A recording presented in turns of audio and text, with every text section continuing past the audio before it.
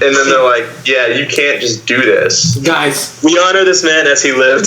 We will bring him back to life. Guys, I'm gonna throw this out there. At my funeral, you better inject me with wine. Nothing but wine. A nice rosé. A nice rosé, please. And welcome to the Down and Front Podcast. How's it going, guys?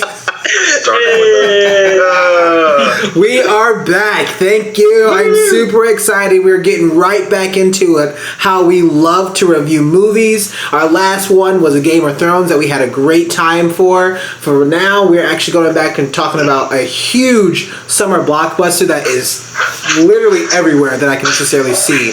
All online. Everybody's talking about it. Everybody's super amped about it. Just super jazzed. This is Dunkirk by Christopher Nolan's latest work, featuring a bunch of people we'll talk about later because the cast is pretty big. But before we get into that, before we talk about a review, I want to introduce some of my best friends ever. Of course, the sexiest voice alive to this day, we have Mr. Brylan. How's it going, Brylan? How's it going? Thank you for having me again. Of course. Again, you are a staple, my friend. As always, yes. As always. I'm interested to see what... Out of the bottle, Brylan. You're drinking out of the bottle. We're not even 5 minutes in. Here on Down and Front My goodness. I got a glass. Perfect glass. Okay. There we go. Is that your reserve? Like you pour out the glass and then just went straight to the bottle? Yeah, this is like my angel's share. I just set it to the side. Brylan, what are you drinking? What are you watching? I'm drinking a lovely Apothic blend called Apothic Crush. Nice. And it is another red blend that they're doing. It's supposed to be smoother than the Apothic Red. It's definitely much lighter in flavor, but it still has that nice balance of fruits and notes of just goodness that you expect from Apothic. So, hashtag sip to that. Nice. I will. What you been watching? So I've been watching some funny things recently. So some of y'all may be familiar with The Lonely Island, which is Andy Samberg's comedy group that did a lot of cool things like the digital shorts on SNL. So I watched their movie Popstar, Never Stop, Never Stopping. Ooh. And it is a hilarious movie. Yes. Kind of like what you expect from their albums, or if you took one of their albums and made a documentary around it, this is probably what you get with Popstar. And Andy Samberg plays his character Connor for real. That it's just all about the madness that he gets into when he becomes successful and how he deals with that. And so I definitely recommend watching that. It has one of the most uncomfortable but hilarious dick jokes as well. So that's definitely something to look out for in that movie. I also watched an HBO sports mockumentary called Tour de Pharmacy. So Andy Samberg did a mockumentary a couple years ago called 7 Days in Hell, which was about the longest match point in Wimbledon history. It also starred Kit Harington. They both played tennis players that just started doing some crazy shit over 7 days of trying to finish a game. And Tour de Pharmacy takes that same type of mockumentary style and makes it around the Tour de France. And it's like the 1982 Tour de France where they found that everybody was on some type of illegal drugs and stuff. And it is fantastic. Andy Samberg plays a cyclist from Nigeria, and the reasons why he's from Nigeria is amazing. John Cena's in it, who is fucking hilarious as this Austrian cyclist that denies that he's on drugs. But if you ever seen John Cena, he's jacked. John Cena is always a surprising delight in any comedy role he's in. Yeah. He always takes me by surprise. I feel like he's trying to transition and be like The Rock, right now. Like, he's trying to get that Rock money right now. Who just came out with the movie today. That's a smart path. The Rock's gonna be our next president. So. Oh my God. Yeah, I mean, How about 2020? I think John Cena is. You're right. He really is trying to. He is trying to like transcend that, but as much as you hate the wrestling character, I actually really respect the dude.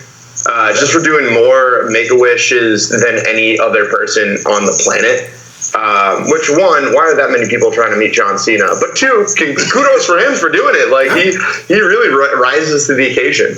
Yeah, I mean, once again, at my funeral, I want John Cena and then injected me with wine. So just guys, just keep that in mind. All right, let's gonna circle back. I want Booker T to give me the spinneroonie, just the whole funeral, the whole thing, the spinneroonie after spinneroonie. I want Mankind to shove a sock in my corpse's mouth.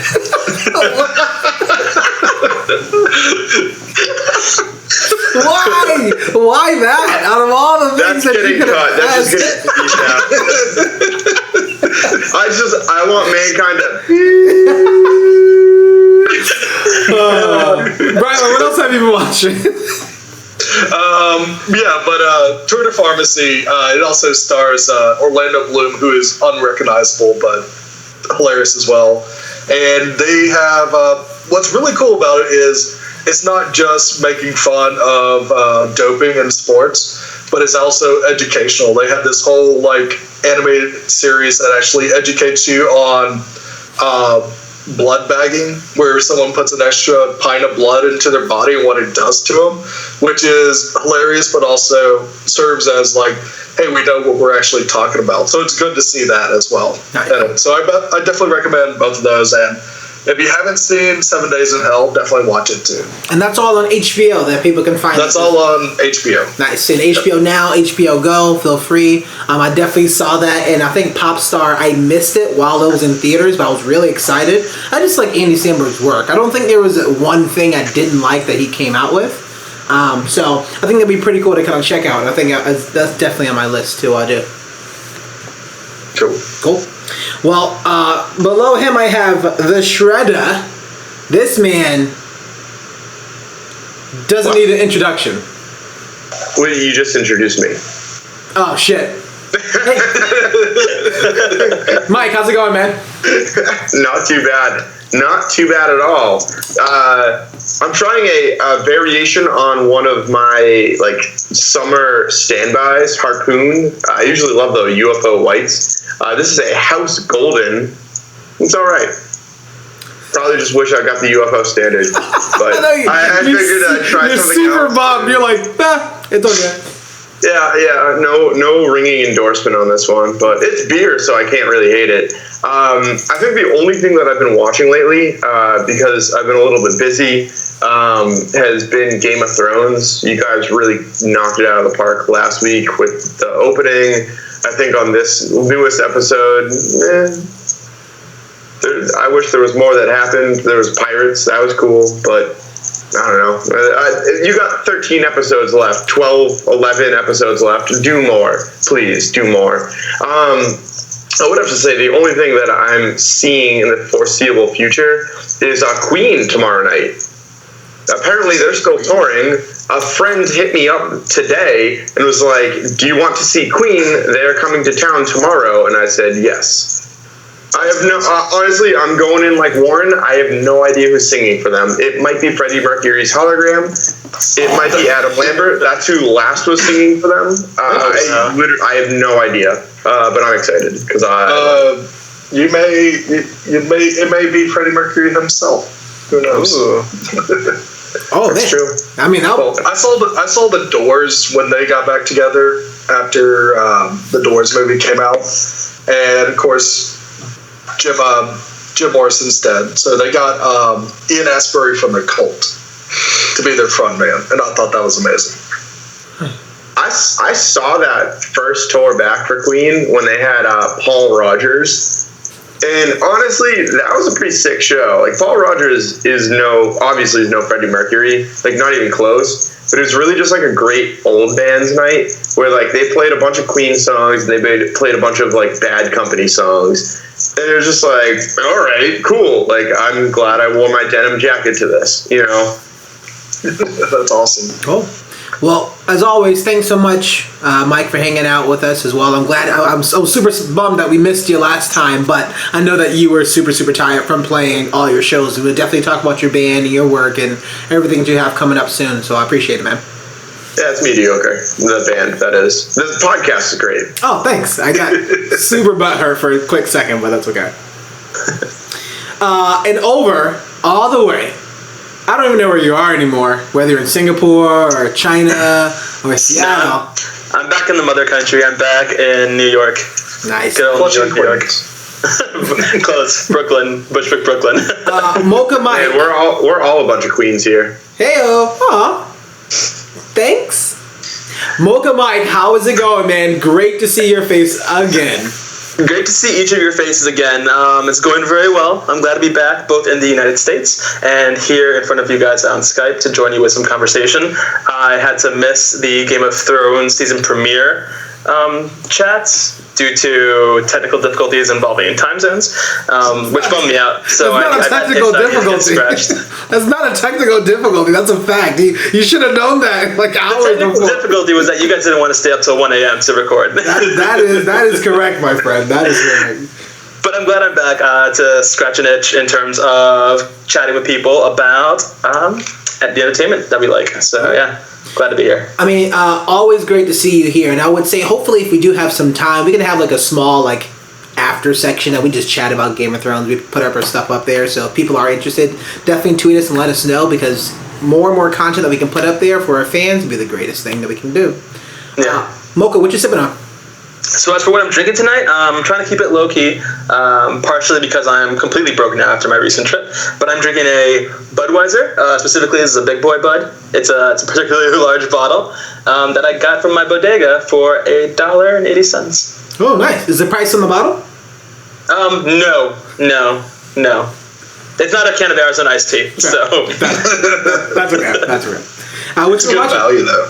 Yeah, no, exactly, which is why I went for it, because I could barely afford that. What you been watching?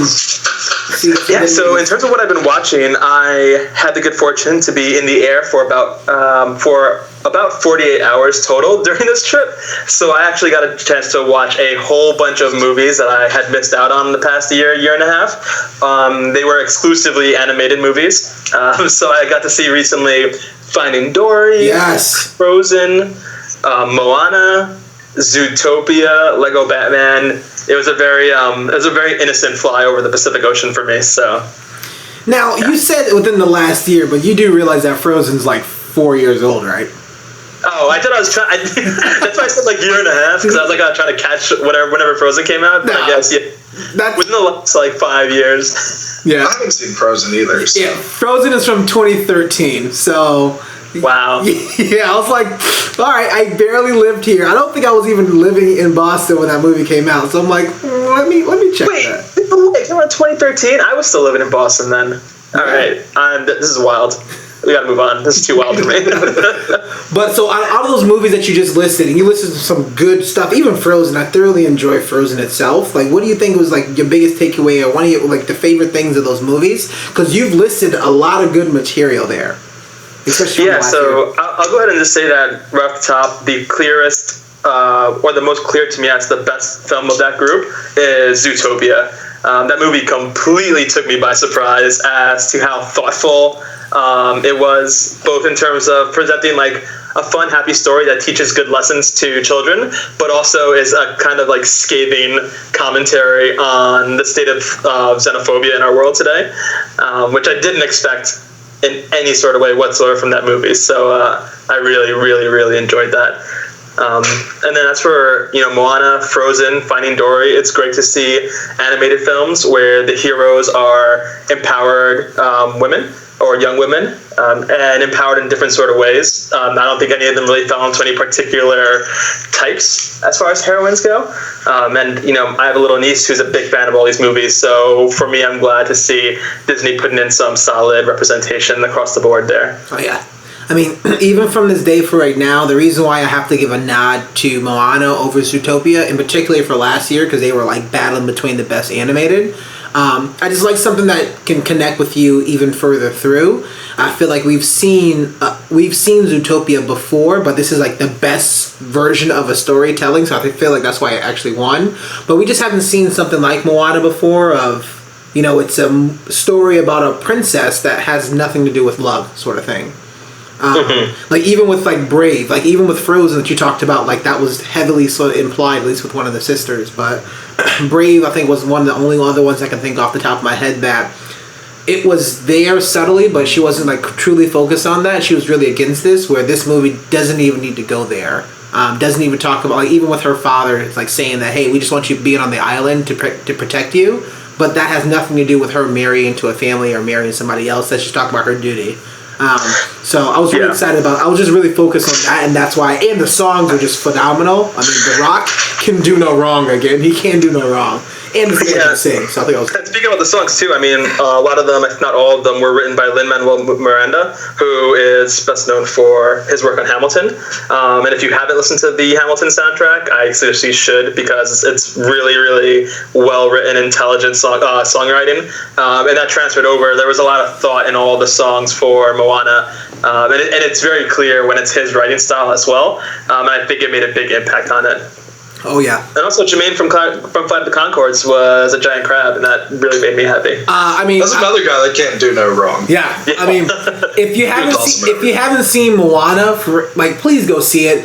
Arguably, my favorite song is his song. It's called Shiny. It's a very short song, but it's very specific of what it's trying to do. It's very creative in how they pull things together. I listen to the soundtrack a lot. I think that the top 3 soundtracks I listen to, especially from last year, is Moana, Kubo, and La La Land. So that's a big thing for me. Cool. Well, of course, thank you so much for hanging out with us again as an official member of the Down in Front podcast crew. So I appreciate you hanging out with us. So glad to be here. And my name is Warren. I will be your host for this evening. I actually have been busy also, and thank you that I had so many things has ended today, so that I have a lot more time to watch a bunch of movies, whether it's small or large, or films, or all this stuff that we're talking about. And there's even like tons of stuff that came out in Amazon and HBO. I mean, there's a lot of good content out there. The bare things I can necessarily keep up with is all my other anime. I'm not going to bore you with that, trust me. But I am going through and I'm doing something a bit interesting, because after our last episode of talking about Game of Thrones, I wanted to do a rewatch. And so I just started from episode 1 and just kind of slowly making my way through. So I'm all the way up to season 2 for right now. And I've watched a full season in less than a week. So I think that's pretty good. I mean, I don't know. And I think it's funny, there's a lot of times that I'm just looking through these seasons like, wow, everybody in this scene is dead. I think that's hilarious. And even sort of thinking of, like, it was much earlier, you had, King Robert, and you had Eddard, and then you had the cousin, the other Lannister who shaved his head. Not Kyle Lannister, but Lancel? Lancel, right. Yeah. So they all 3 were in a scene together, like, talk about all this stuff, and I just paused it and I was like, well, they're all dead. And even when they're all hunting, I was like, well, even Sir Barristan is dead. I forgot about that. So I think it's pretty interesting. But I also like the scenes that have been played. Like, this show has set up a lot of good things very, very quickly. And I completely forgot that the first episode ever was the first cold open. And it's a pun on a cold open because we see the White Walkers. So the first episode ever was arguably one of the best episodes and one of the best cold opens that you've seen. So it's just giving me a deeper appreciation. I'm really glad to really get my hands dirty in this and really kind of jog my memory, because hopefully by the time that I'm finished it's going to be when the season finale of this season is, probably before, and then a lot of stuff is going to be kind of fresh in my brain, because I'm also going to delve into the books pretty deeply to see what I missed. So that's what I've been watching. Mocha? I recently started watching it from the beginning too with my roommate, because he just started for the first time, and rewatching that first episode, seeing characters like obviously all the Starks together when they're young, but also King Baratheon, I had this emotional, nostalgic moment where I just kind of felt bad that they weren't around anymore, even if I didn't necessarily love them as they were in the moment. Yeah. Even for Robert, I think a character in a recent episode said that Robert Baratheon wasn't a bad king, he just didn't want to be king. And like having that in mind when you're watching those early episodes with him, he's super lovable, even if he is an asshole at times. And so it's just kind of sad rewatching those old episodes. Yeah. I will have to say this, that that premiere was the only drama I've ever watched that hooked me from the start. Like, I watched it, I think, before season 3 came out, and I just remember being like, what am I doing? Like, why haven't I been watching this show all along? And I've never, even like, this comes out to, like, Breaking Bad, I had to force myself through. I was like, no, this is highly, like, acclaimed, I'll get to it. And then it was amazing, but Breaking Bad is the only thing, like, that whole execution scene, I was like, they just did that on TV? Ooh, that's new. Let's do it. Yeah. Nice. I think if I rewatched it, I would just wish for characters to show up that aren't there. Like, I just want Strong Belwas to randomly pop out of nowhere. Strong Belwas. The mighty who will never be. When's the winner? 2018.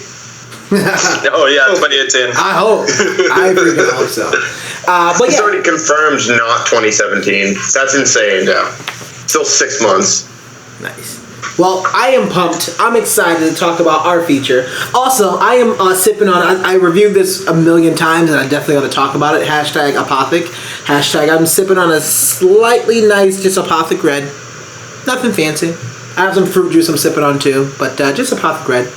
Nothing crazy. It's smooth. It's delicious. It's wine. So, I'm excited to talk about the newest movie, the newest film from Christopher Nolan. And it's called Dunkirk. It also does the music by Hans Zimmer. And this movie stars a bunch of people. You'll see Kenneth Branagh's in it. Tom Hardy's going to be in it. Cillian Murphy's going to be in it, who I think he's been in almost every Nolan film. Anybody can confirm that? Was he in Memento? He is in Memento. Get out of here. I don't know if he's in Insomnia. Oh, I haven't watched that movie. I need to go back. I don't know if he's in, what's that Magic movie? Oh, yeah. Magic Mike. Magic Mike. The Prestige. No, that was the Prestige. Yeah. That was Bale, but I don't think it was Cillian Murphy. I don't think, unless he's like a side character or something, I don't think he's also in that movie. But he's in the majority of them, at least. I definitely know he's in the majority of them. But I'm excited. I'm pumped to talk about some of these wins, some of the criticisms, some things that surprised you for it. Also, like a bit of the history, kind of the backstory, because of course, you know me. I went into this movie not knowing anything. Guys, I didn't even know Dunkirk even happened in real life. I kind of heard of it, but wasn't even sure. So I was just pumped, but I was also a bit nervous, at least for me, to watch a movie that has something to do so closely with real life. Like, this is historical things that happened.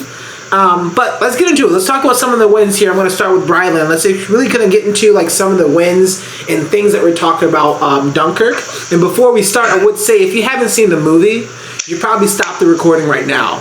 We will be spoiling the entire movie of Dunkirk by Christopher Nolan. So I would say pause. We're going to give you about a few moments to kind of shuffle out here, buy your tickets, and then go watch the movie. And then we'll see you back here in a moment. So we'll see you in a sec.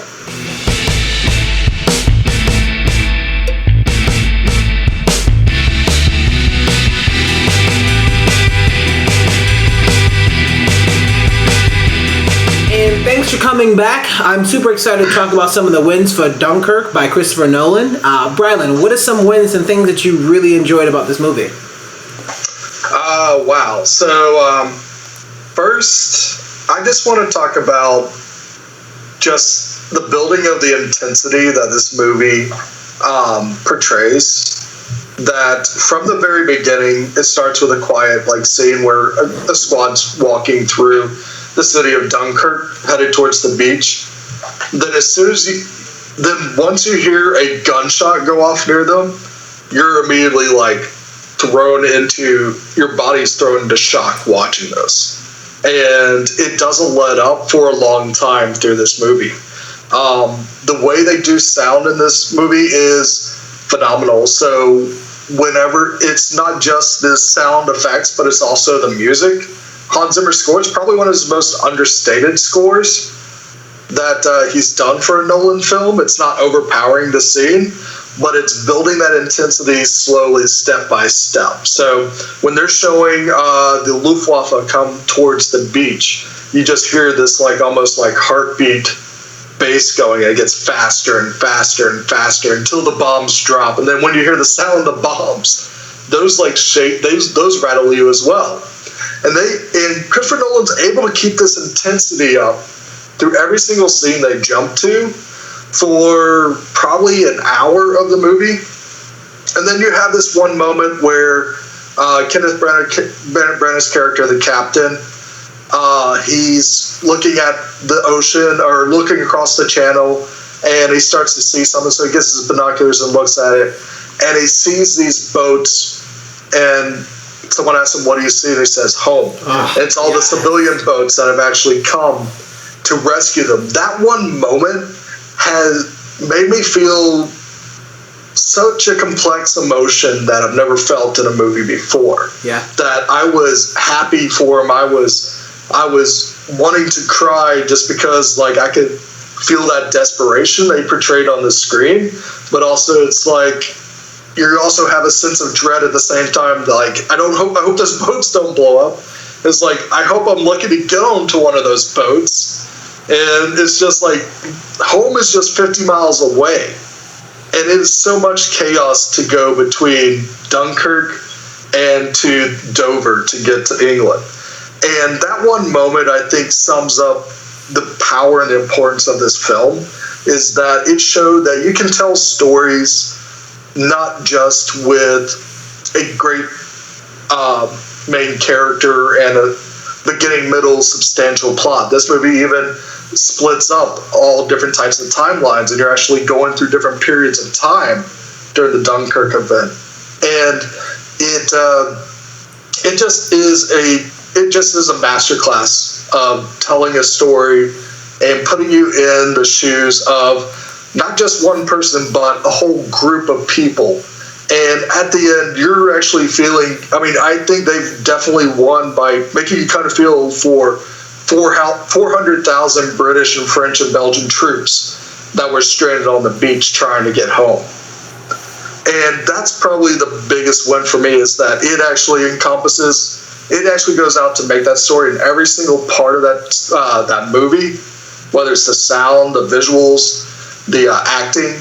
They all play their part well and all play off one another well to give you probably one of the greatest war movies ever made. One quick thing on the music. I think the whole basis of the score was based on non-tonal, like tone clusters, like that to drive the anticipation. Basically, what you do is you take a bunch of notes that are very close together in pitch, and then just stack them all. So you have this really it's literally called a tone cluster. So if you can imagine, they're all just very close together, and you have that kind of go in and out towards each other. And I remember thinking near that scene, like right before the scene where you see all the English boats and you see the binoculars, I was like, I haven't heard a major chord yet in this score. And then when he lifts out and he says, I see home, and it's all the boats, at that point you brought into this grand major chord, and then it goes to this very functional tonal harmony that like everyone's used to. And after seeing an hour and a half of tension on screen and tension with the music, you go to something that, oh my God, this makes sense to me. And you're right, Brown. Yeah. That moment was amazing for that standpoint, and Zimmer did a great job underscoring it. But it's all about. It's the same thing with. It's the same thing like we talked about with what's his face transitioning to horror for Get Out, where comedy and horror are similar genres that you have to have anticipation to get a release, whether it's scary or funny. And it's the same thing in music, where a major chord makes literally no difference if you don't have some sort of friction before it. And so in this case, we had an hour and a half of friction to get to one major chord, and then it went back to Hans Zimmer being weird. But yeah, you're absolutely right. It was a beautiful, beautiful moment. Yeah, I welled up, and I was feeling it so heavily during that moment. If they see that Kenneth Branagh, I was like, God. I was sitting next to you, and I was actually holding myself back because I started to feel myself shake, and I was like, I drove my hands into the seat armrest, and I was like, I just wanted to bawl out and cry at that moment, but I held myself back for some reason because I was like, I don't need Warren to see me cry like this. And I'm like, just like Frozen, you just gotta let it go, man. Yeah, I mean, it's just so powerful to see that happen. And what's really cool about this movie is, even though it is chaotic and everything, that it is horror. It is, you have this army that has their back against the wall, and everything seems to be failing left and right at the beginning, where their destroyers are getting sunk left and right. And it's, but all through that chaos, just still the cinematography is amazing as well. So Nolan's able to make a dogfight feel intense and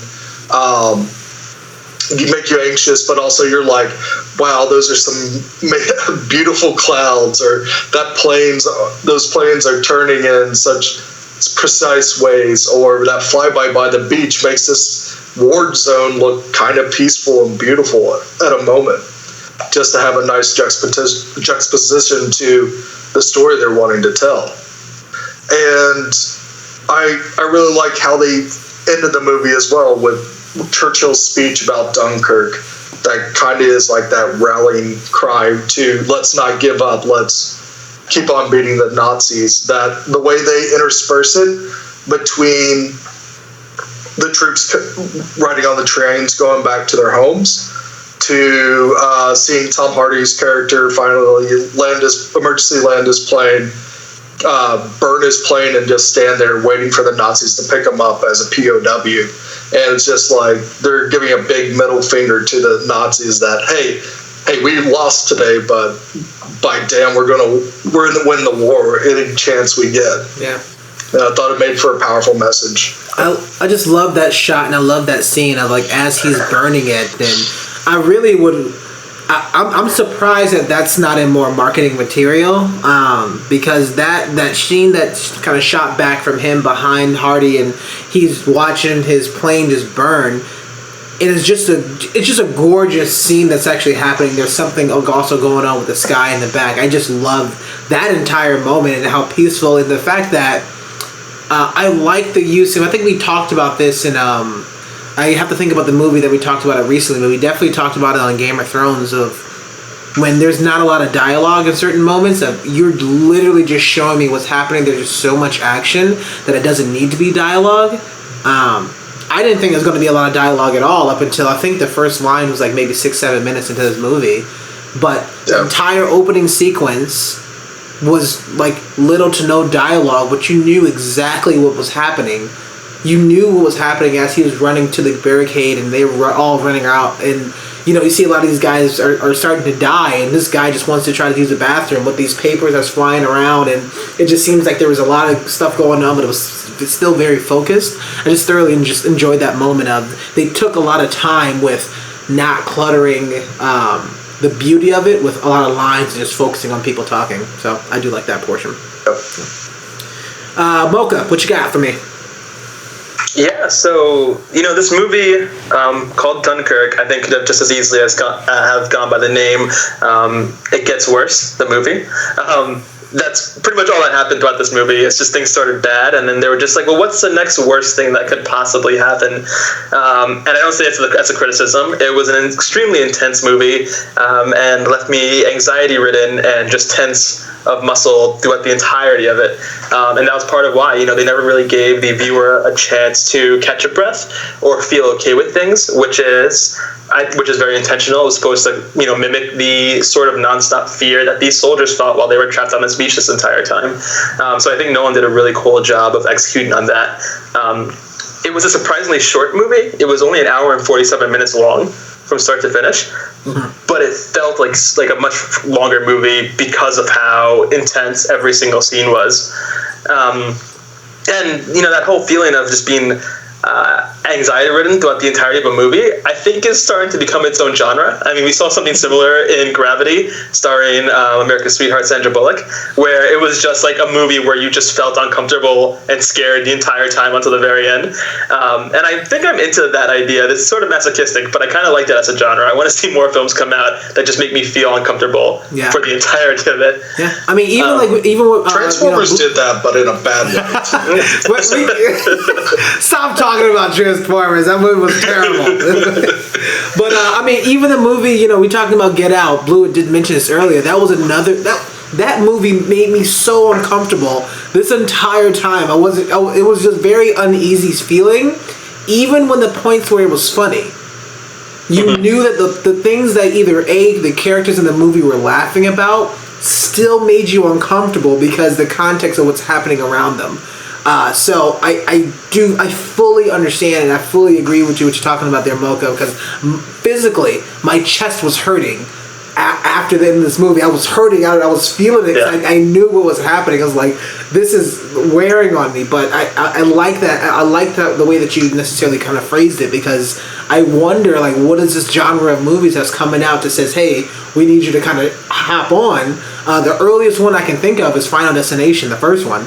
And that movie stressed me the hell out. But, but even Final Destination had...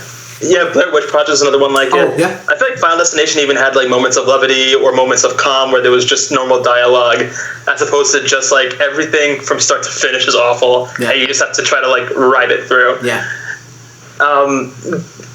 Another part of this film that I really enjoyed, that I thought did a good job working in tandem with the anxiety-driven aspect, was the fact that, and Brian mentioned this earlier, but the film was, or the story was told to us anachronistically. So scenes were shown out of order in time, and it took me just a little bit of time to catch up on that as the scenes were switching. But I thought it was really remarkable. Rather than taking these 3 point of views and showing them in the order that they actually happened. Had that been done, it's very likely that the pacing could have been off, or wouldn't have felt as intense going from start to finish of what this battle looked like.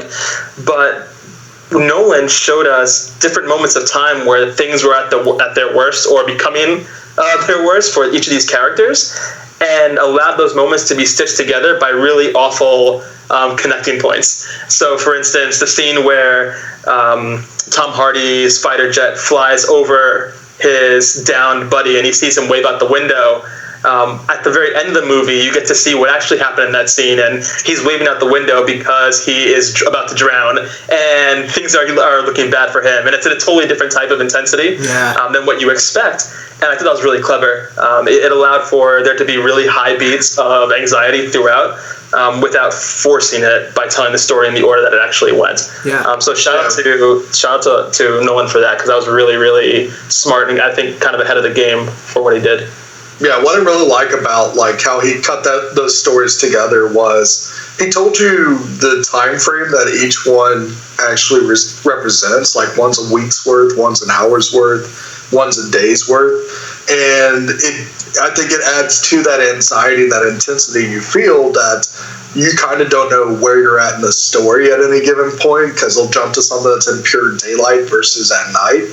Mm-hmm. But gradually each part starts to come together, and then they all just have one moment where they're all together in unison, and then it goes out to the rest of to the end of the movie. And after that climax, I mean, it's really cool to see that way of storytelling just utilized in a different way, that kind of just each thing starts to compress on one another until you get the full story of everything. Yeah. Also, another really smart thing that Nolan did with those 3 point of views, it could have easily gotten stale if the drama was driven by the same sources for each of those point of views, but they weren't. Each one had a really different source for why the viewer and the characters should have been uncomfortable. For Tom Hardy, he was in a fighter jet. He was above the battle, above the fighting. He didn't have to worry about getting rained on by bombers, but he did have to worry about finding the other enemy fighter pilots and stopping them from bombing his people. And his anxiety that scene's anxiety was driven by the matter of time. He doesn't know how much. He doesn't have a working gas display.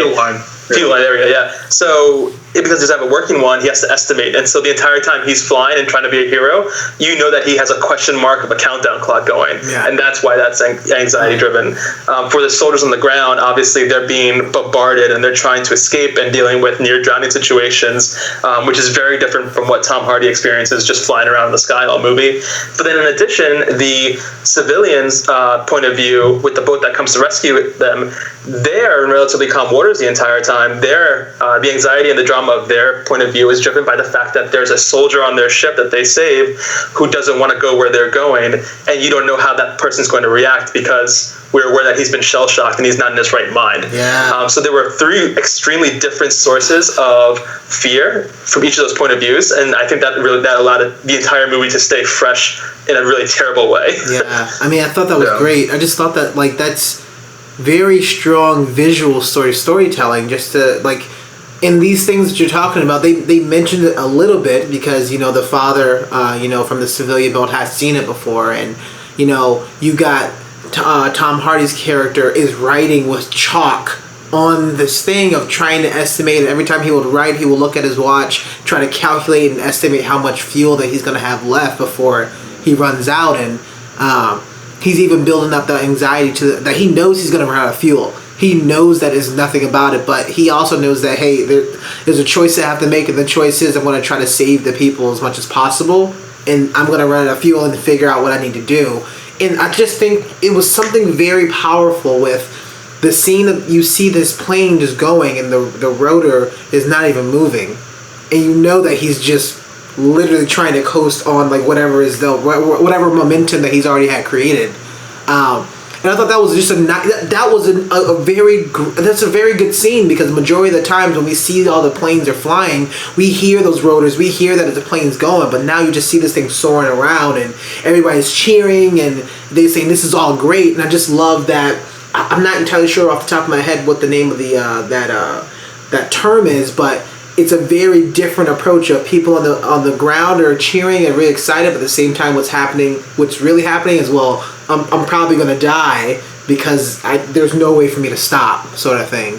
Yeah, and it's irony because, you as the viewer know that Tom Hardy coming back and flying without his propeller, like, moving, is he sacrificed himself just to save a few more people, and everyone on the ground is cheering because they just saw a hero save their lives. They're not cheering, they're not thinking of that at all, which kind of makes it, a sort of, that's what I'm looking for, like a very bittersweet moment for the viewer as well, because you have every reason to be as excited as them, but you just know that he just signed his death warrant, or his at least prisoner of war warrant.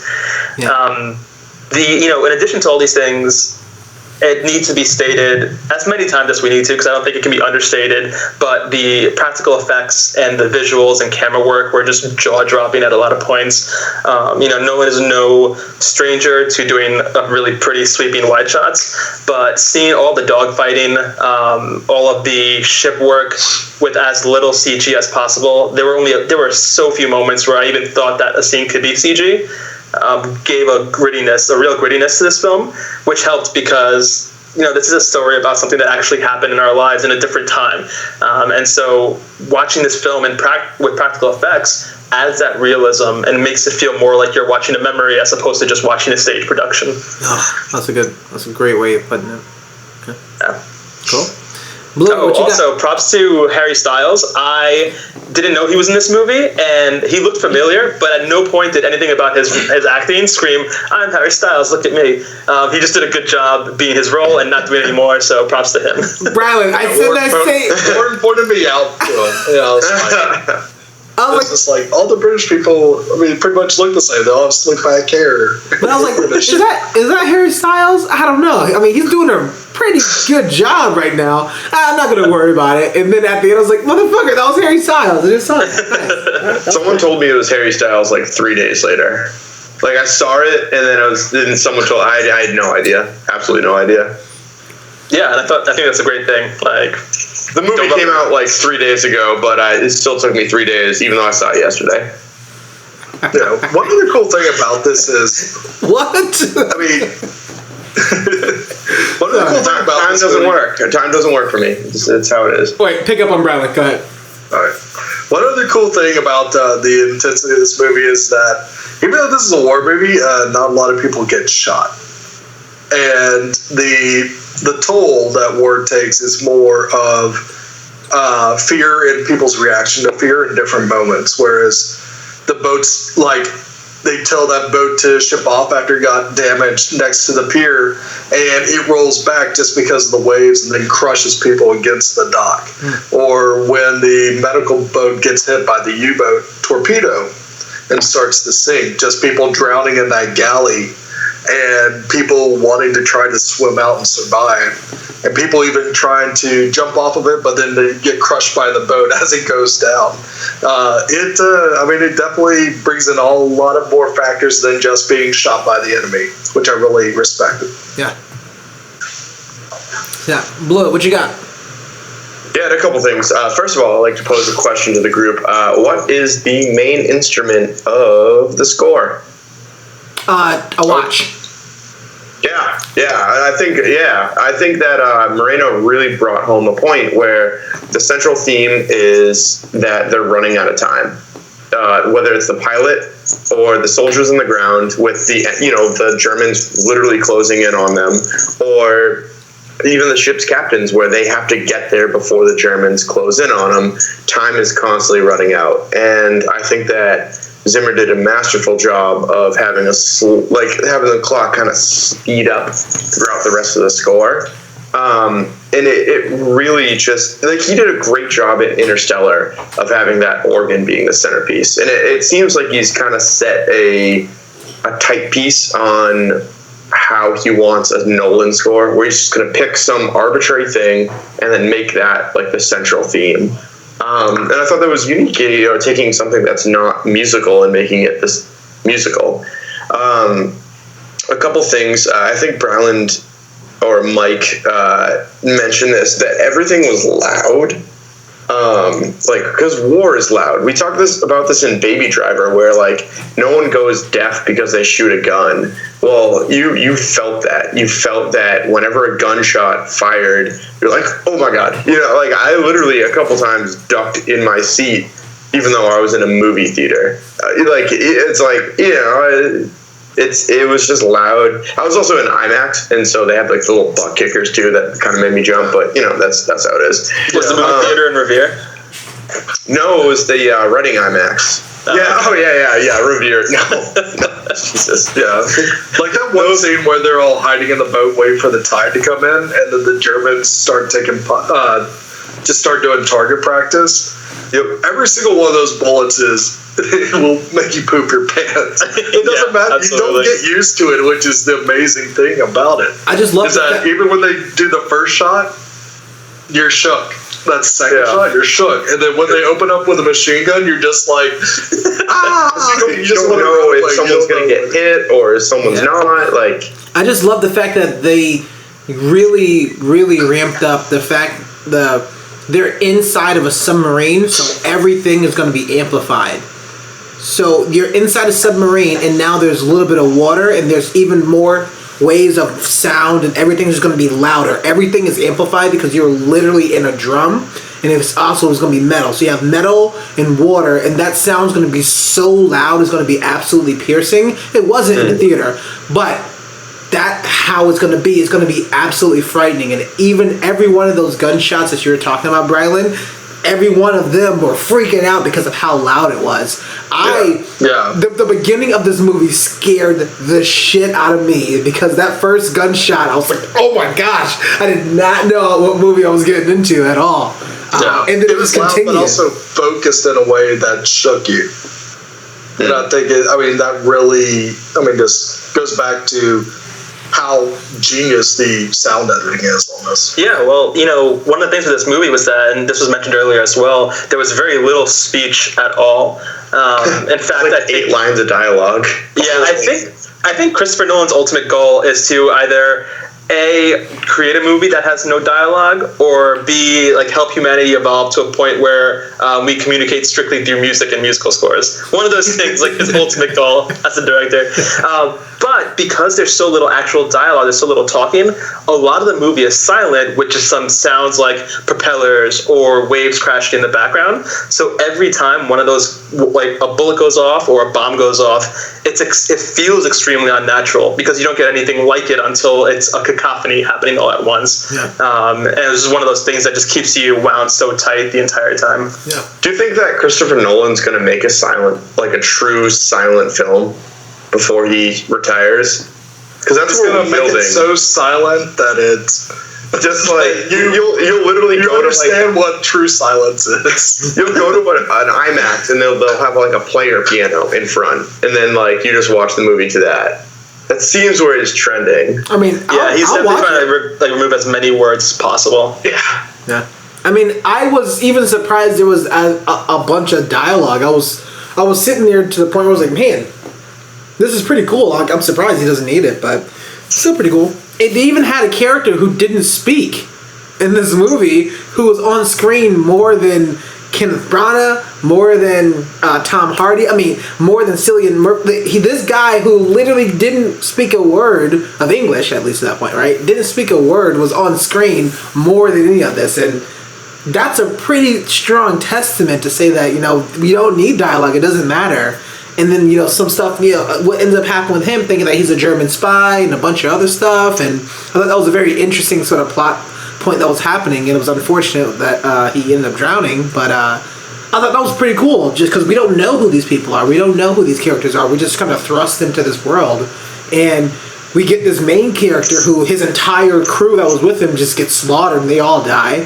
And then he's running and he finds this guy who just buried somebody else. And they're all, they at least, it doesn't matter if you know how to communicate or not. Like, we all know that, hey, we want to go home. We want to try to survive as much as possible.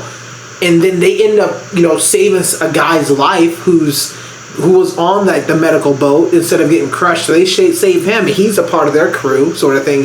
He's actually started traveling with them. And that camaraderie piece of, we don't, not many names were said. There's names on here, but not many names were said this entire one. I don't think that's the point of the movie. I think that point of the movie is just to show these different pieces that we're talking about today.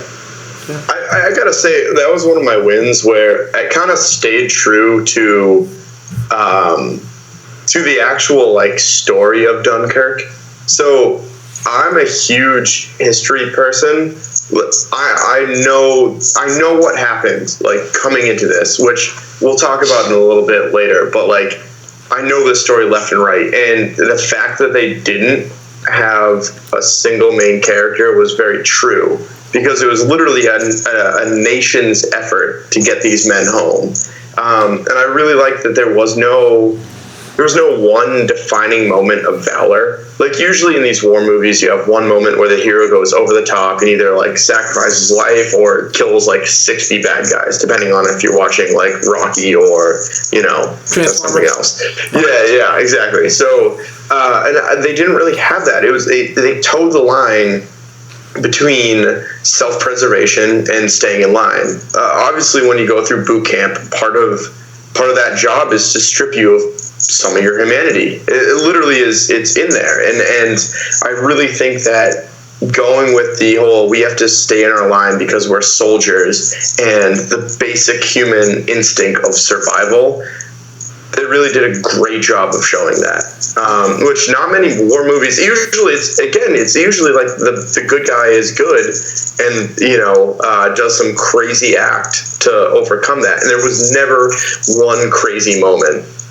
Yeah, I would argue that there was one particular moment of valor and heroism, and that was when Tom Hardy's character returns after losing all fuel to blow up the last ship and then sail off into ultimately being captured by the enemy. But what's interesting to that, and it plays right into what you were saying about how the movie was about a nation's effort, not any one hero, is that yourself and the viewer and Tom Hardy are the only people who know that he sacrificed himself.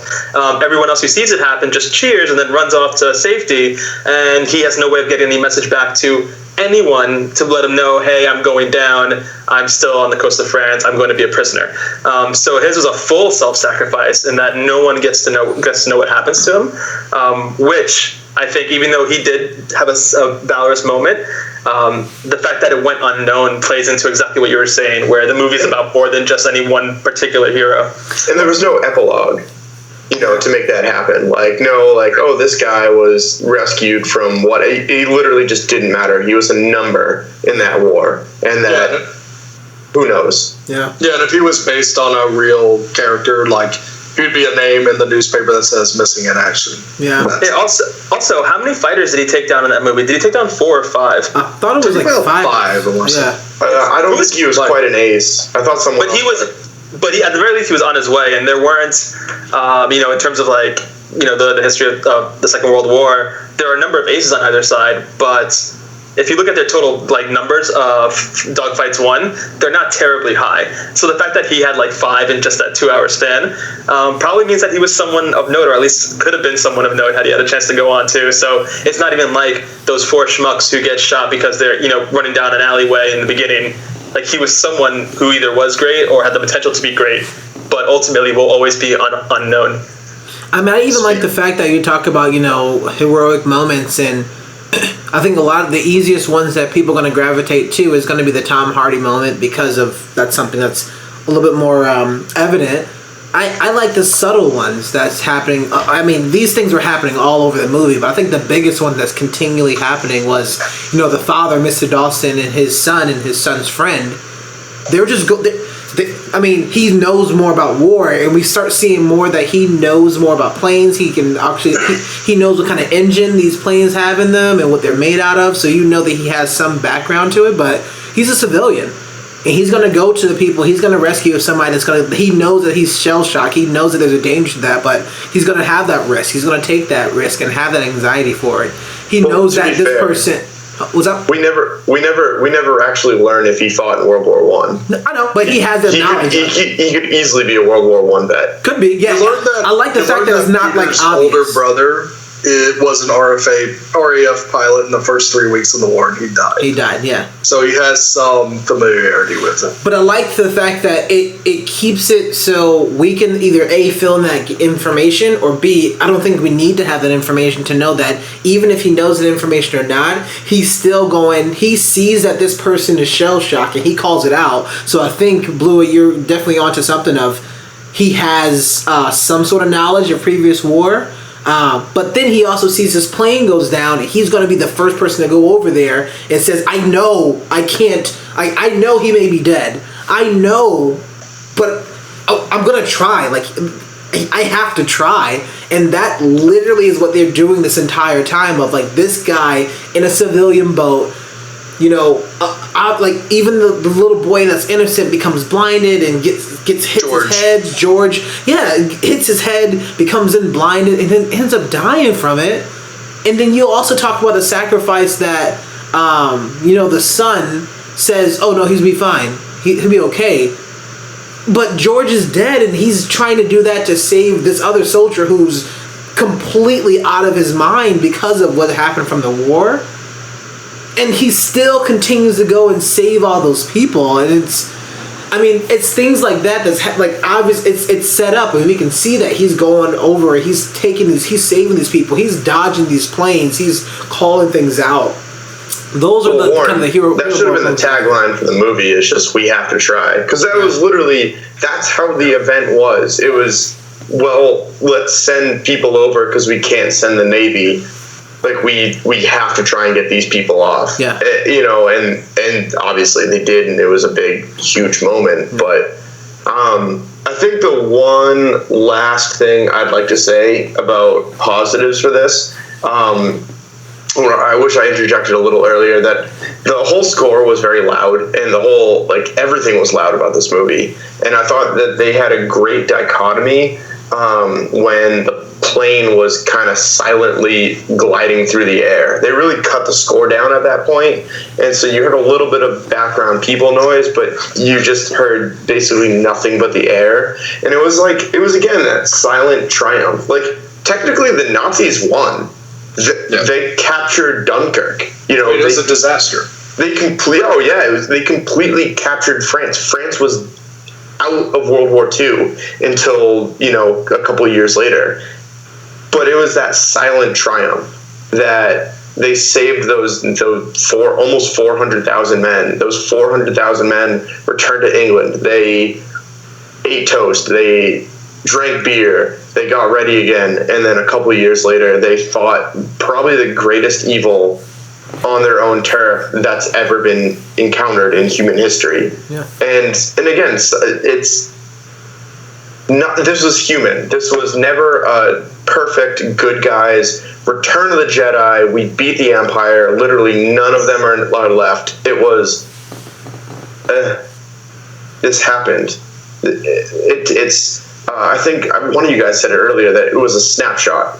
It was not the beginning of the war. It wasn't the middle of the war. It wasn't the end of the war. It was just a week in a couple soldiers' lives and how they responded to the environment around them. Yeah. So I thought that scene in particular did a great job of underscoring the entire theme of the movie, that silent victories reign supreme. And that's how wars are won. It's not one grand thing of I don't know, Iron Man beating the villain. It's small sacrifices made throughout. Yeah, one interesting thing about the man that's handing out blankets to him when they get back to England is that I think it's Tommy that realizes that he's blind, but his friend says that guy couldn't even look us in the eye when he handed out the blankets, even though he told us that is enough. One thing that was used a lot in World War I was mustard gas, and one of the side effects of mustard gas is blindness. So it was neat to see kind of like a callback to, hey, this might be someone that was a soldier and had it rough as much as y'all did too, but he still is proud that y'all made it home and got out of that and are surviving just like he survived. Yeah, definitely deep moment. That's a cool point. Yeah. So as always, we talk about a lot of the things that we love about the movie, but sometimes things just doesn't quite work. Things that didn't necessarily kind of hit on a couple different points, and we'll really kind of go into our criticisms of Dunkirk. And I want to start with the kind of blew it here. But let's talk about some of these criticisms that are just things that just didn't work about the movie. Yeah, so we talked about realism towards war, and I thought one big thing was there was a lack of blood and violence. I could have used more. I could have used a hard R instead of a roughly PG-13 level. I will never forget seeing Saving Private Ryan for the first time and watching that D-Day scene. And that scene, it sticks with you. Seeing that guy holding his guts, while he's on the beach dying, that really drives home that, this was... this isn't good for our species, the fact that we do this every, whatever years.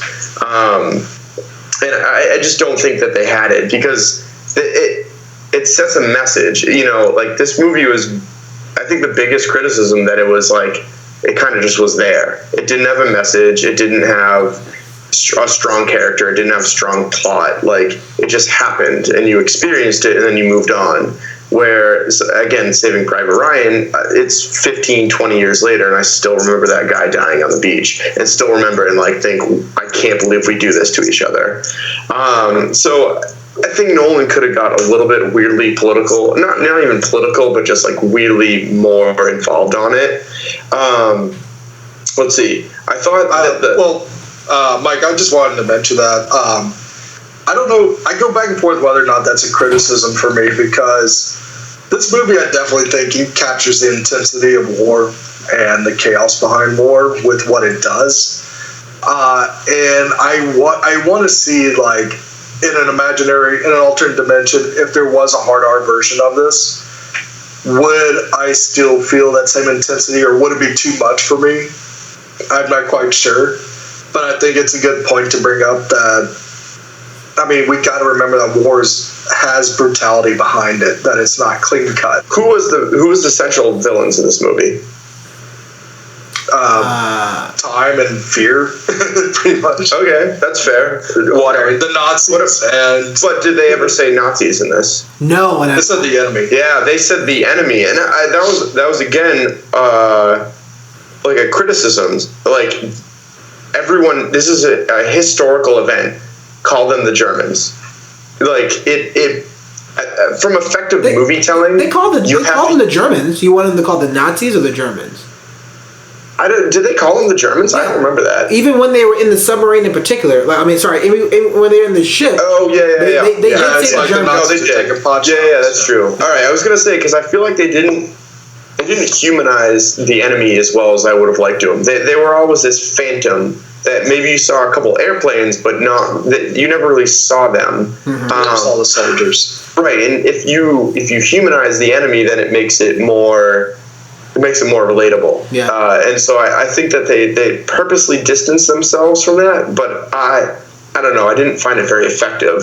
Anyways, we didn't see a swastika at all or anything. I didn't see that. No, if anything, you saw the Luftwaffe kept the World War I German flag as their emblem, and so that was the only thing that you saw.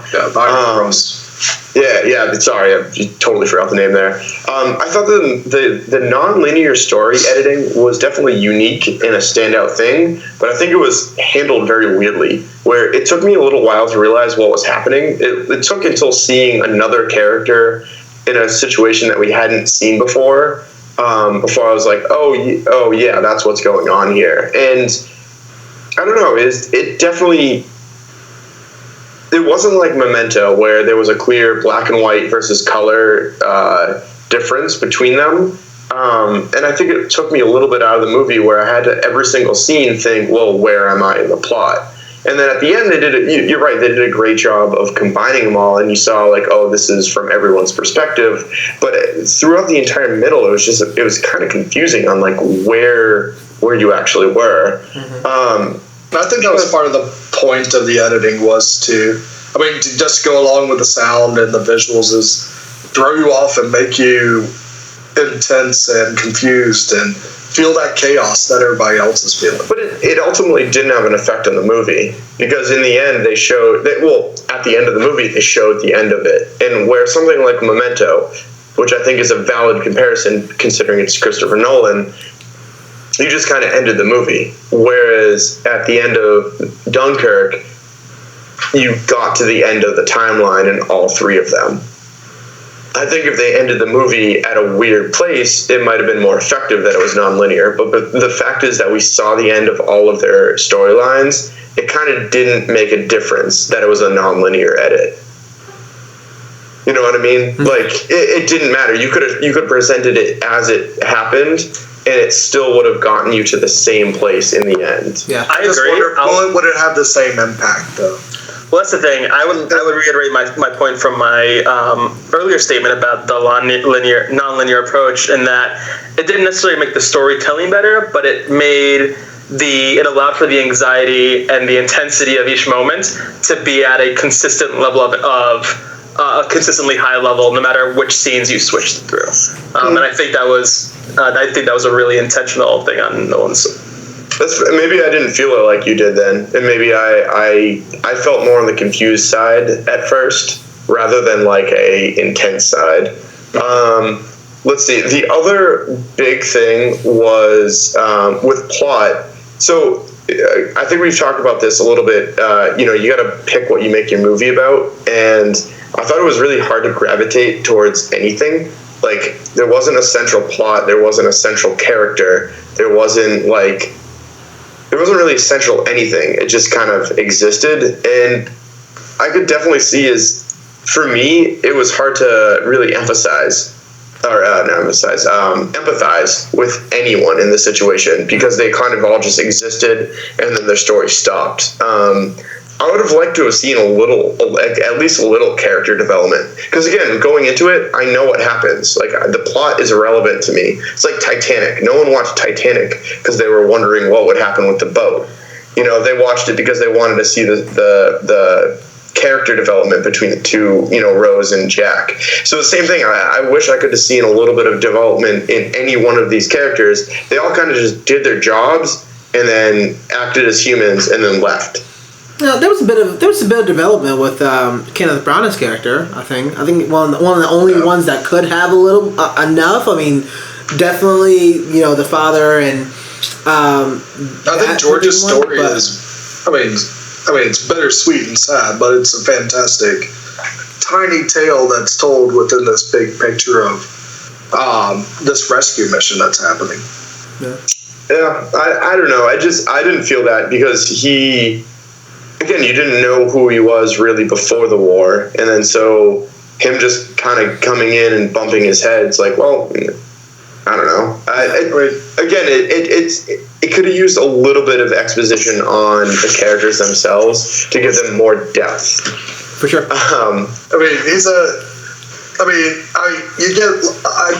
get as much as you need to know. He's an eager young kid that just wants to help out and do good. He makes a off-the-cuff choice of, jumping on the boat and saying, "Hey, I'm going with y'all." And yeah, Mr. Dawson, he doesn't argue with it and everything. It's like, okay, this is the choice he made. And I think it's telling something that when we talk about a movie that's lacking the brutality of having visual violence and gore, that the most blood we see is from this slight bump to his head that you think nothing of it but causes him to die is where we see the most blood. Interesting. My one last criticism, and I don't know, so I saw it in the Super IMAX at one of those Jordan Furniture things, so I don't know if it happened for all y'all, but did you notice the switching of aspect ratios? Yeah, so I saw it, but I also can speak directly to it because I, happen to have read an article about the production of this film, and they had mentioned in the film that the movie was shot with 70mm and IMAX cameras, but that for the IMAX cameras themselves are just physically too large to be practical for shooting in very tight spaces. So oftentimes the letterbox would come on when they would switch to more standard cameras for scenes like when they were inside the galley of the escape boat or in any particular tight scene, which, from what I read, the director tried to use intentionally on scenes that were more claustrophobic anyway. So suddenly black bars come on the top and bottom of the screen in a scene where people are drowning and underwater to sort of add to that for the viewer. But ultimately, it was strictly a matter of the practicality of fitting the IMAX camera in a tight recording space. Interesting, because to me it screamed technical error, not artistic choice. It was very distracting because especially the way they cut this movie, I liked how they cut it. I liked how it was fast cut between different characters and different scenes, but you go from one scene that was at full IMAX resolution to whatever the lower aspect ratio was, back to IMAX, back to lower, back to lower, back to lower, IMAX. It just it jumped around. It seemed like an amateur thing rather than a conscientious choice, so for me, a lot of these things, you have a problem, you have to solve it. I feel like that's almost a cop-out saying oh yeah, it's to be claustrophobic. It's well, no, let whatever's happening on the screen dictate that, not because you couldn't figure out a way to blend the two cameras together. Fair. Cool. Yeah, but and that's it for my criticisms. Yeah, also 70mm or IMAX shot films, they always have those jumps that the whole entire movie can't be caught on IMAX because of that reason, so that's going to happen. I didn't really ever notice the bar change. I definitely noticed it during Transformers. Sorry to bring it up again. But, I think that's telling of a movie that if there were those changes, I never noticed them. It kept my focus where it needed to be. So. I even like, and if they did do the difference between the IMAX and the other smaller cameras, I like that approach of showing something that's in the claustrophobic, because when they were in that submarine and it was sinking and everybody was trying to fight for their life, there was just a sudden... this is dread, a fear of I have no idea what I would do in that situation kind of scenario, and you can't see anything. It's obviously all dark, and it's just water that's kind of suffocating you around you. That's probably freezing. I definitely elicited that. I got that point. I got that point across at least. That was kind of sucks. Brylan, any criticism for you? One, just the lack of gore and everything for a war film. Not really criticism. I would like to see a cut of it that has that, just to see what it would add to the film. And also my other thing is, I wonder if I'm at home watching this on my iPad again, will I get the same powerful intensity and emotion, anxiety, and chaos, just because of how the sound's done. Yeah. That I think it would require a certain sound system to replicate what you'd feel in an IMAX movie.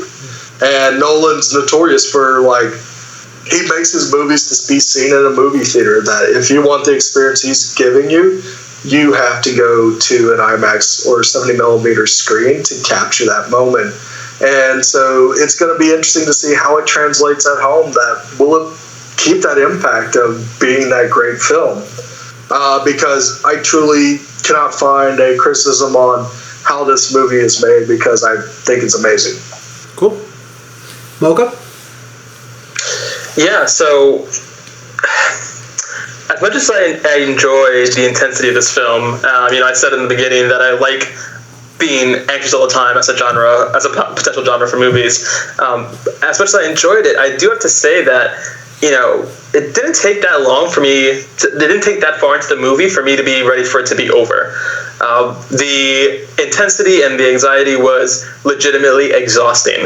And it's kind of funny because when I went to see the movie, I checked on the movie playtime because I wanted to make sure that I got out in time to make it back here for the podcast. And I was shocked to find that it was an hour and 47 minutes total. And I double looked at it. I looked on Wikipedia and IMDb because I wanted to make sure. I was like, oh, well, how is he going to tell an effective story in an hour and 47 minutes? That seems bizarre. And it actually felt way longer than that in the moment, to the point where I was actually like, man, when is this movie going to be over? Like, when are they just going to breathe so I could breathe again? So I'm a bit torn there because I did enjoy that from a masochistic standpoint, but also it really was it took a lot of energy out of me to watch this film. Another criticism I have is that there was surprisingly little death in a movie where so many people died. Yeah. Let me clarify that statement. The film itself was extremely focused on the select few characters through whom you got to see the three sections of this movie. The people on the one rescue boats, the British and the French soldier, trying to find escape routes, and Tom Hardy and friends. Lancy and Aaron. And what you get in that, and because it's so focused on those few characters, despite the fact that everyone around them is dying in large numbers, no one that you actually follow for more than a few seconds on screen really dies.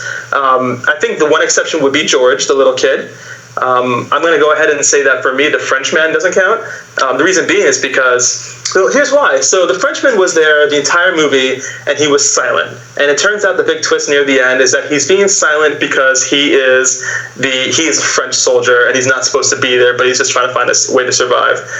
So his silence then was a tool to increase anxiety because you don't really know what's going on with this character, and you have reason to be suspicious of him when they accuse him of being a German spy. Once they revealed that he's French, they killed him off immediately. Yeah. The very next scene was him drowning, and he was the only one to drown, which tells me that that character only existed to provide another form of anxiety until he can no longer fulfill that role, and they just got rid of him. So he doesn't even count to me as a significant character because of that.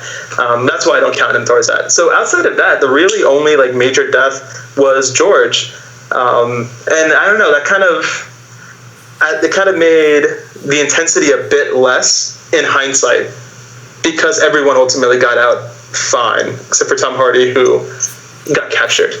But he didn't even get so much as a splinter. He just got taken away. Aside from that as well, another thing that the movie did really well was utilize silence as a tool. There was very little dialogue, and when there was dialogue, it was extremely concise. We have to talk about this one thing, and then we're going to go back to being quiet and running away for half an hour. When there was actual conversations, it was typically around the officers, and it always felt expositional.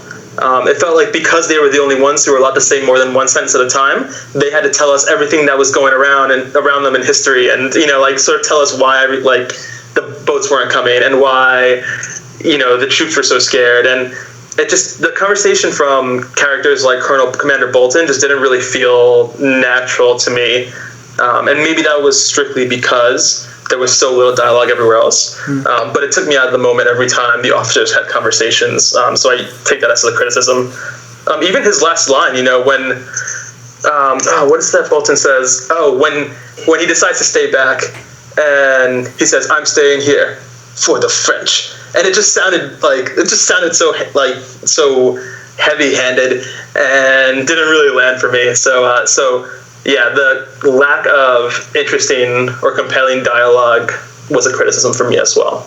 Would you say, I mean, that since they were all soldiers and they're basically trying to focus on, like, our mission is to survive, how the hell we're going to do this, did you want to see, like, more humanity in their dialogue and them not just talk about the orders that Churchill's passed down? Or No. So I guess from the soldier perspective, I thought that the lack of dialogue or lack of advanced dialogue was completely on point and really effective. I don't know. I guess for the officers, talking about the plans the big dogs have is what they bring to the table that makes them unique as characters in the first place. But it just felt so out of place and kind of forced whenever I had to listen to them speak. I don't know how I wanted that solved, or how I could see that solved, but it's just something that kind of struck me while I was watching the film. Also, one other little thing that I took as a criticism that kind of bugged me was, for the most part, despite seeing the various parts of the story out of order, we got to see everyone's full story from start to finish. Everyone except for Cillian Murphy. So Cillian Murphy, we initially see him as a survivor sitting on a flipped over capsized boat, and that boat looks like it's rather large, like it has a propeller and it's made of metal, and then he's rescued from there. And later on, we find out that before that moment, he left on a paddle boat with a bunch of other crew members out into the ocean at night. So ideally, we're supposed to think that at some point in between him sailing off into the sea or rowing off into the sea and when he was saved, that something bad happened and everyone else died. But it seemed like a completely different ship, almost as if Cillian Murphy had a similar experience where that escape plan failed. He went back, tried another escape plan, and that failed, and then he was rescued. But that weird gap where he left on a wood rowboat and then was found way out in the ocean on a metal boat with a large propeller was never explained, and just seemed out of place for me, considering that everyone else got their full story told. Yeah, I mean, I was going to definitely mention that. That was that was one of the biggest criticisms of the movie. I mean, I didn't have too many of them. Like, there's a couple of nitpicky things, but I think we mentioned the majority of them.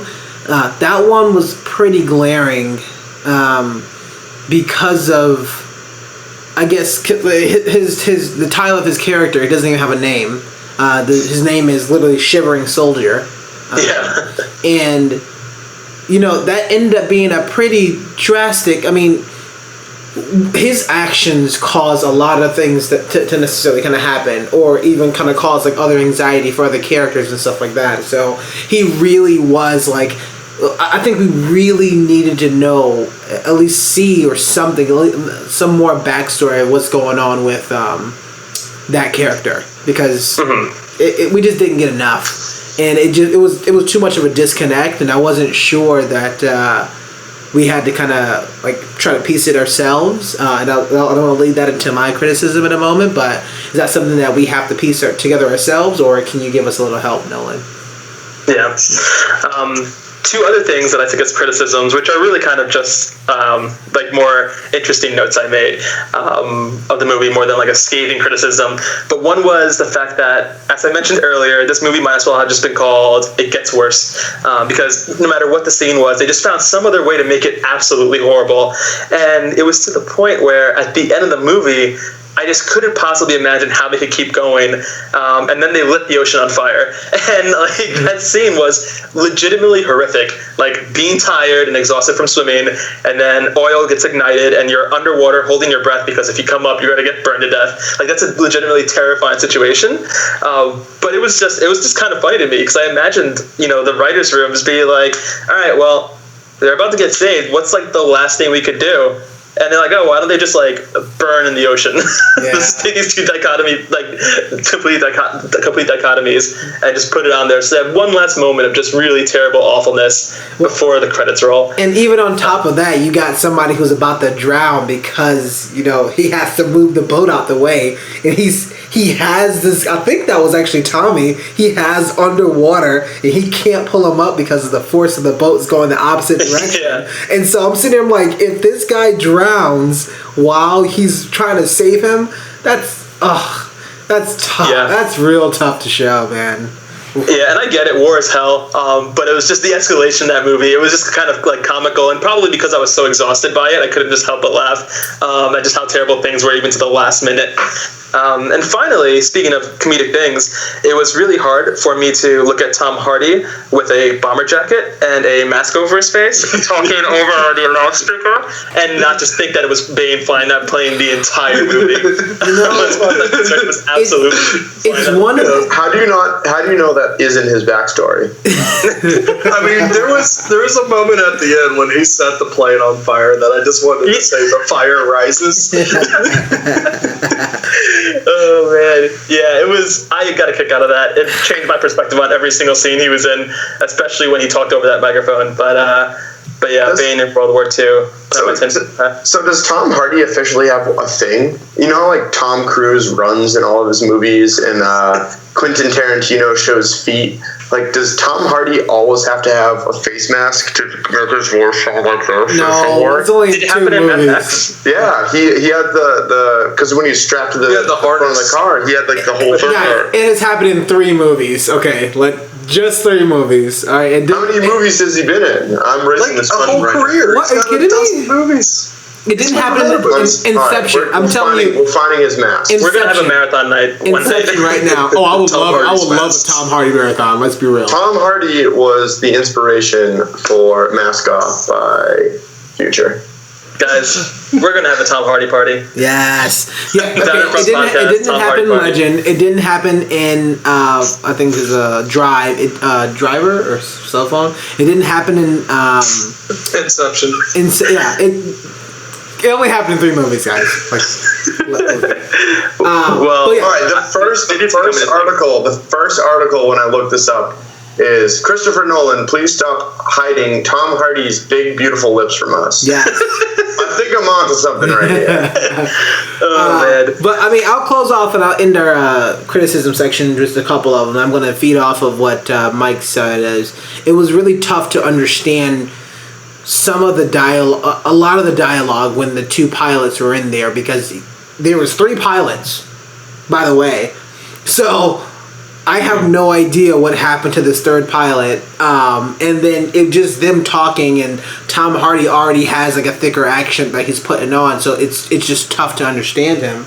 And then kind of adding on to that piece of it, it's really difficult to use my brain. It's really difficult to try to piece a couple things together. Like, I don't know, if you're gonna tell a story that's all over the place and it's non-linear, that's fine. But I think for a movie like this, you have to be very specific, and you have to give us a little more information, because I don't think we can handle too much at this point.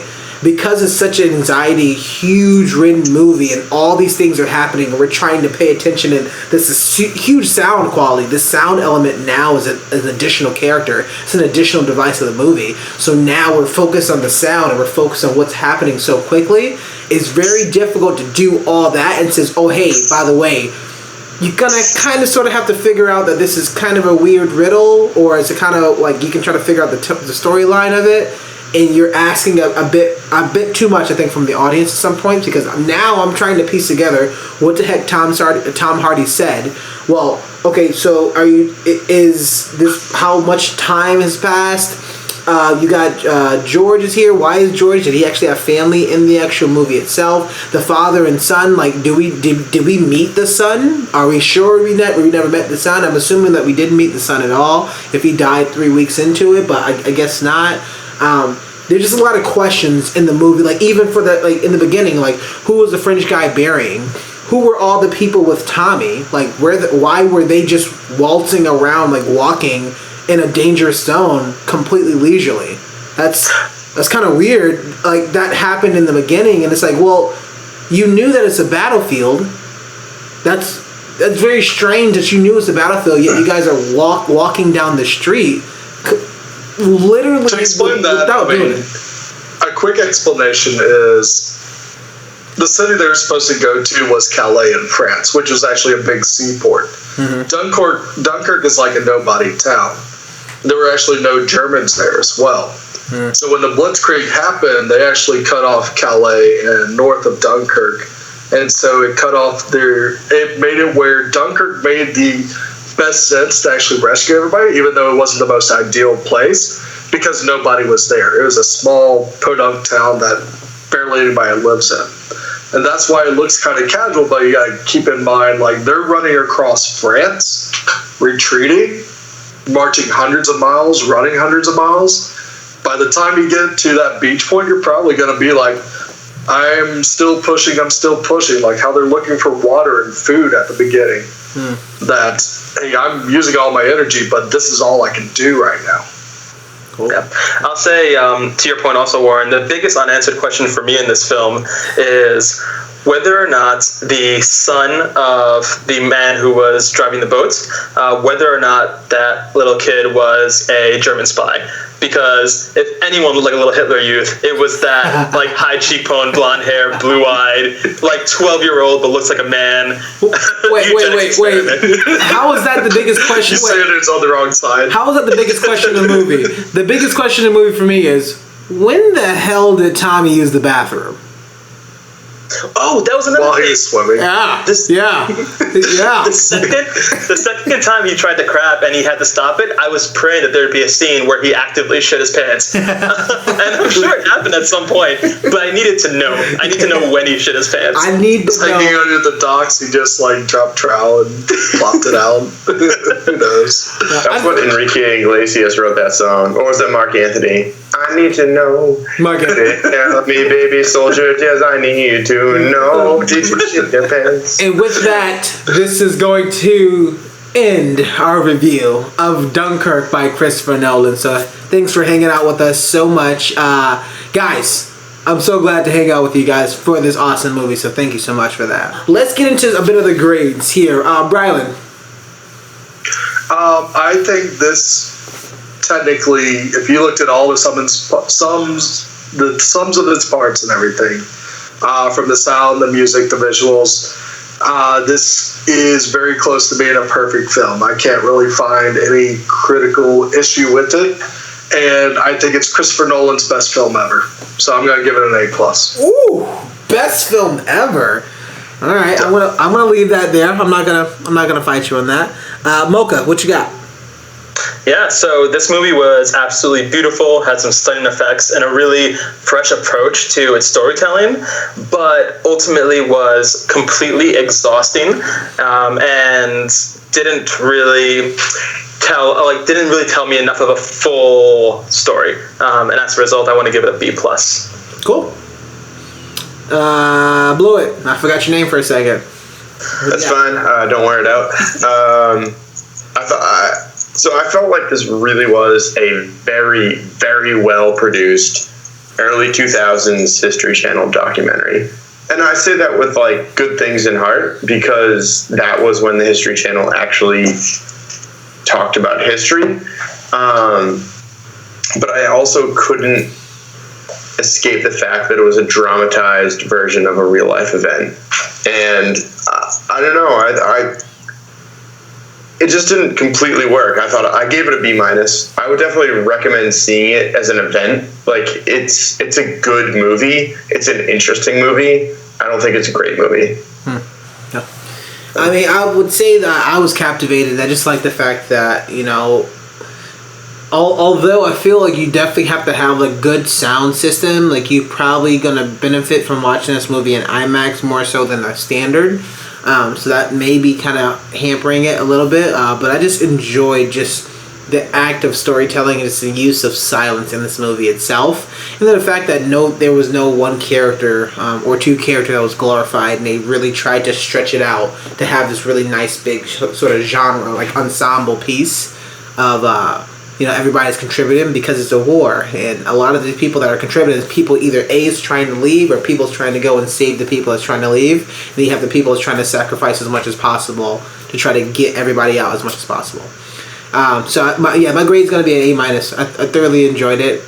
There was definitely a couple things that could have happened, but I think these things are going to happen because you're trying to retell something that happened in history, and there's no way to do that even if you have like articles and interviews and things like that. So I think it has like probably the best attempt. I think one of the best attempts. I definitely have to look back, but definitely one of the best attempts of like kind of a actual historical sort of battle or view of a tragic moment that ended up being a good moment for people. So it's good. Yep.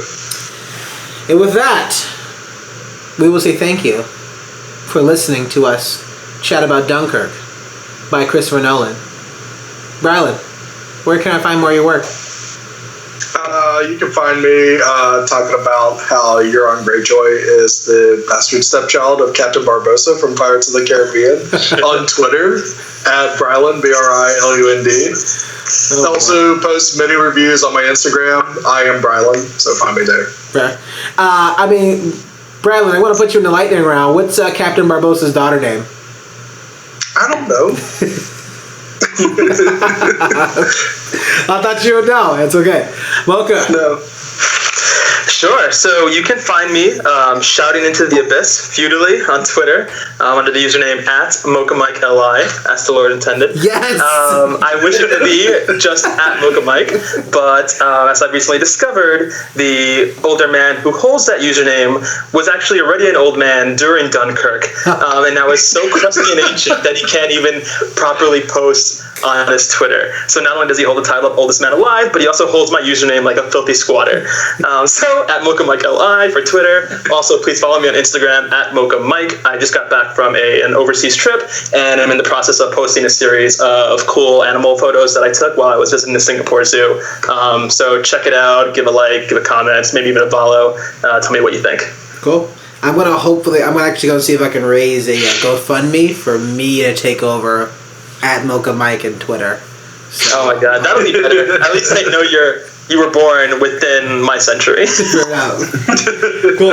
As always, I appreciate seeing your beautiful face. So thank you. Blew It, the Shredder. Where can you find more of your work and where you play? Oh, yeah. First of all, you can find more of my work at jesserandsgas@gmail.com. Weirdly enough, it ties into the theme with Tom Hardy's character running out of gas. That's a weird one, I thought. Jesse Rands Gas at gmail.com. That's a little... See, I've been sending it to the wrong place. I've been sending it to Jesse's Saki Shorts at gmail.com. It was a close second. I nearly took down the Jesse Rands holding farts in, holding poop in email address based on the character. No, I didn't think that was good. Jesse Rand dropped bombs at hotmail.com. Come on. That could potentially be viewed as a positive, so I don't know about that. Oh, man. Yeah, but you can find most of my non-serious work at My News Music or My News Band on most major platforms. We're fun. This is not a video, so they can't see that, by the way. So it's like, No, but I'm Italian. I have to talk with my hands regardless of how many video cameras are on. It's all this. Fair enough.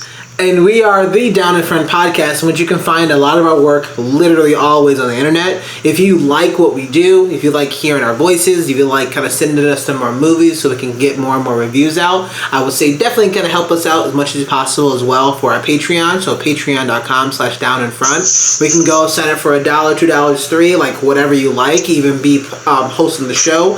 We actually did get our first ever, our second request from Megan. So thank you so much, Megan, that she actually wants us to review and read a book on our next review. I gotta look at the movie. I'm done. I'm out. I quit. This is the worst thing ever. I had a feeling that somebody was gonna say that. So read a book. Read a what? So what's a book? I'm probably gonna actually join her on that one at some point. So I'm pretty pumped about that. What's the book in the film? I gotta look it up. She's texted to me, and it's gone in the ether. But apparently, I learned how to read. Huh? I learned how to read. You did? I did. Are you sure? Yes. Audiobooks doesn't count. I most definitely did. iBooks taught me. I only read Braille, so. Oh, there you go. So yeah, Patreon, definitely help us out. We're definitely gonna be working on that. May even be an episode with just me and her, just on kind of Skype, just kind of hanging out because she's really, really into this book I gotta read now before summer's over. But for a bunch of other artwork, we have Facebook, we have email, we have YouTube, we have Twitter. We're even on Stitcher, so if you don't have like an iOS device, you have anything, definitely find us on any of your favorite platforms. Facebook is facebook.com/DIF podcast. That's Down in Front Podcast. That's what it stands for. Our email is downinfrontpodcast@gmail.com. We have a YouTube that we go ahead and post in the show links, so which we do like video teasers and live tweetings and a bunch of like really fun stuff that we're trying to kind of get to you as well. So you'll see our YouTube, and then you'll see our Twitter is @DIFP. That stands for @_Down in Front Podcast, where we're going to be tweeting up a bunch of stuff as much as possible. And there's a lot of good material that's still going to be coming out in the next few weeks, whether it's stuff we talk about Game of Thrones or the stuff we talk about, I think we mentioned the Emmys last time, and just a whole bunch of good stuff, and a lot of different retweets, because I definitely try to follow as many people as possible without getting spoiled, because I know that there's a Thor Ragnarok that's going around.